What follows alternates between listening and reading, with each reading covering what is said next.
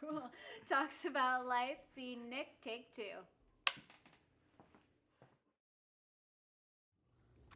Since you got out of film school, you seem to constantly be working on something.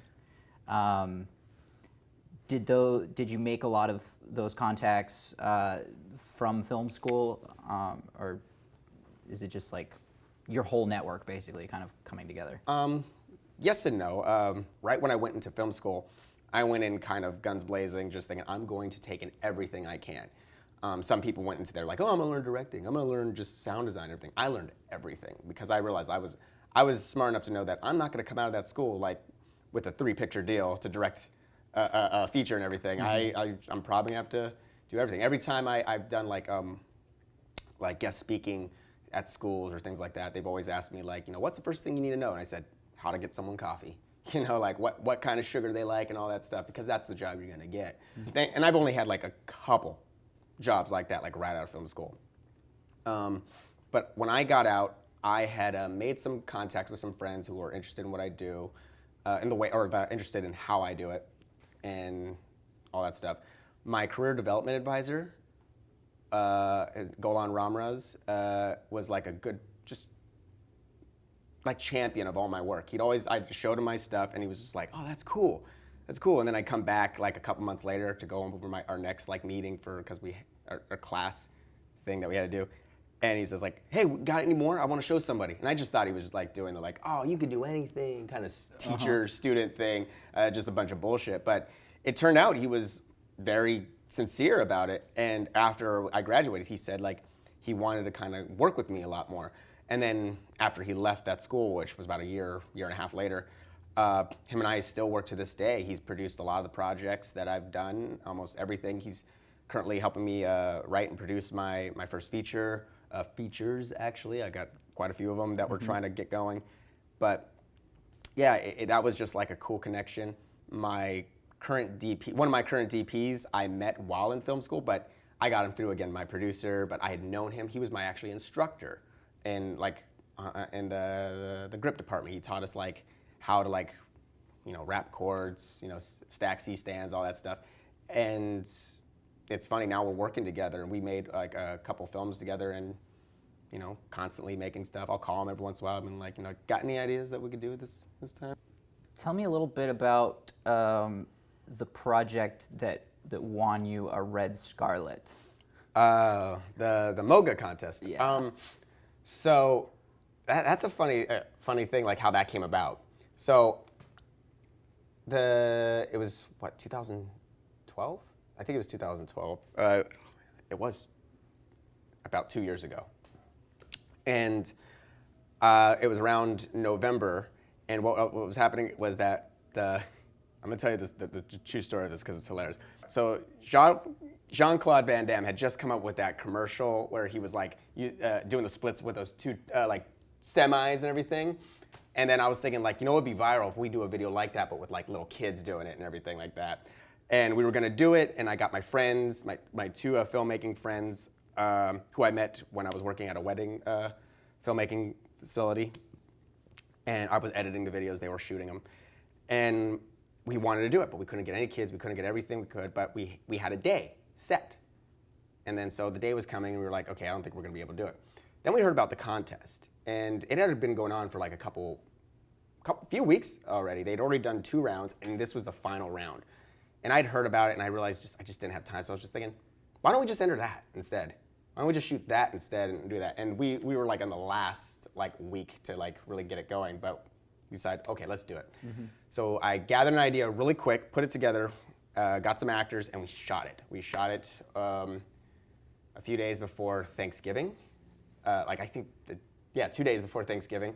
Shot it and put it together really quick. We had to go back for some reshoots for a couple of things on one day, and we shot it really quick, put it together, edited.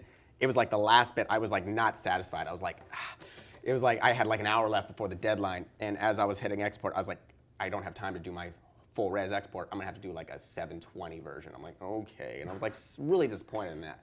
Upload it, and I was like, we lost. There's no way. It's just like, it's not, I didn't have enough time to put it to a really good, quality to it and have time to work on it. I'm a perfectionist to a degree, but at the same time, I'm impatient. That's fun. Aren't we all? So after that, I just said, okay, the only chance we have at winning this is there's two ways of winning: grand jury and audience choice. So I was like, we only have audience choice chance. So I put it out to everyone, everybody, like, vote, vote, vote, vote. About a week or two later on, I look at it. It's the last day. We're like 12 in. I'm like, we lost. So I just went on with my life and I went to a meeting one day, around a little bit before.